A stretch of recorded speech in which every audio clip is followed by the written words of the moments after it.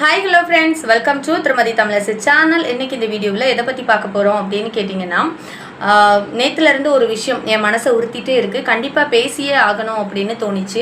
News சேனல்ஸ்லலாம் பார்த்துருந்துருப்பீங்க. ட்ரெயினில் தனியாக பயணம் பண்ண ஒரு கர்ப்பிணி பெண்ணுக்கு நடந்த கொடுமை.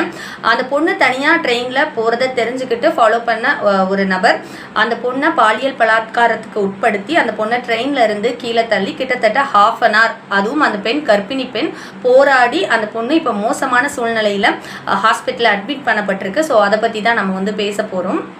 இந்த கர்ப்பிணி பெண்ணுக்கு நடந்த இந்த கொடுமை ஒரு பொண்ணா நம்ம இந்த இடத்துல இருந்து பார்க்கும்போது ரொம்பவே கஷ்டமா இருக்கு. இதுதான் இப்படி நடக்குது அப்படின்னு பார்த்தா, பாதுகாப்பு தனியா போறதுனால தான் பாதுகாப்பு இல்லை அப்படின்னு பார்த்தீங்கன்னா, நியூஸ் சேனல்ஸை ஓப்பன் பண்ணாலே அந்த ஸ்கூல்ல பெண் குழந்தைக்கு 4வது படிக்கிற பெண் குழந்தைக்கு இப்படி நடந்தது, 9வது படிக்கிற குழந்தைக்கு குழந்தை பிறந்தது ஆசிரியர்கள்னாலே, 12வது படிக்கிற குழந்தைக்கு பாலியல் துன்புறுத்தல் ஆசிரியர்கள்னாலே அப்படின்னு ஒரு ஸ்கூல்லையுமே பார்த்தீங்க அப்படின்னா இப்போ பாதுகாப்பு, பெண் குழந்தைகளுக்கான பாதுகாப்பு இல்லவே இல்லை. பெண்களுக்கான பாதுகாப்பும் பெண் குழந்தைகளுக்கான பாதுகாப்பும் ரொம்ப மோசமான நிலைமையில தான் இருக்கு. இதுக்கு எல்லாத்துக்கும் என்ன காரணம் அப்படின்னு நான் நினைக்கிறேன் அப்படின்னா, எக்ஸாம்பிளுக்கு சொல்லணும் அப்படின்னா, இந்த ட்ரெயின் சம்பவத்தில் சம்மந்தப்பட்ட இந்த நபரோட பின்னணியை பற்றி நம்ம தெரிஞ்சுக்கிட்டா இது தொடர்ந்து இப்படியே நடக்கிறதுக்கான காரணம் என்ன அப்படின்றது நமக்கு தெரிஞ்சிடும். இந்த ட்ரெயின் சம்பவத்தில் தொடர்புடைய அந்த நபர் இதுக்கு முன்னால் இதே மாதிரி தனியாக பயணம் பண்ண ஒரு பெண்ணுக்கிட்ட கத்தியை காட்டி மிரட்டி ஃபோனை பறிச்சிருக்கிறாரு. அதுக்காக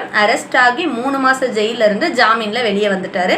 அதுக்கப்புறமா தன்னை காதலிச்ச பொண்ணு திருமணம் பண்ண சொல்லி கட்டாயப்படுத்திச்சு அப்படின்றதுக்காக அந்த பொண்ணை கொலை பண்ணிட்டு 11 மாதம் ஜெயில இருந்துட்டு மறுபடியும் ஜாமீன்ல வெளியில வந்துட்டாரு. சோ அவரை பொறுத்த வரைக்கும் என்ன தப்பு பண்ணாலும் ஜாமீன் ஒரு விஷயம் இருக்கு. நமக்கு தண்டனை மிஞ்சி போனா 3 மாசமா 6 மாசமா ஜெயில இருக்க போறோம். சோ நம்ம என்ன தப்பு பண்ணாலும் நமக்கு தண்டனை பெருசா கிடைக்க போறது இல்ல அப்படின்னு அவரு உணர்ந்ததுனால மட்டும்தான் திருப்பி அந்த நபர் அதே தப்பை தொடர்ந்து செஞ்சுட்டு இருக்கிறாரு அப்படின்னு நான் நினைக்கிறேன். இந்த நபர் மட்டும் இல்லைங்க, பெண்களுக்கும் பெண் குழந்தைகளுக்கும் எதிராக இந்த மாதிரியான தொடர்ந்து பாதுகாப்பற்ற செயல் நடக்கிறதுக்கான முழு காரணமே இந்த மாதிரியான சட்டம் தான் அப்படின்னு நான் நினைக்கிறேன்.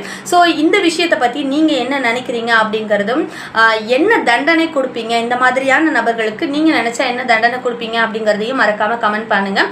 நெக்ஸ்ட் ஒரு வீடியோவில் உங்களை பார்க்குறேன். இன்னும் இது மாதிரியான நிறைய வீடியோஸ் நீங்கள் நம்ம சேனலில் பார்க்கணும் அப்படின்னு நினச்சிங்கன்னா அப்போ நம்ம சேனலை சப்ஸ்கிரைப் பண்ணி வச்சுக்கோங்க. பாய்.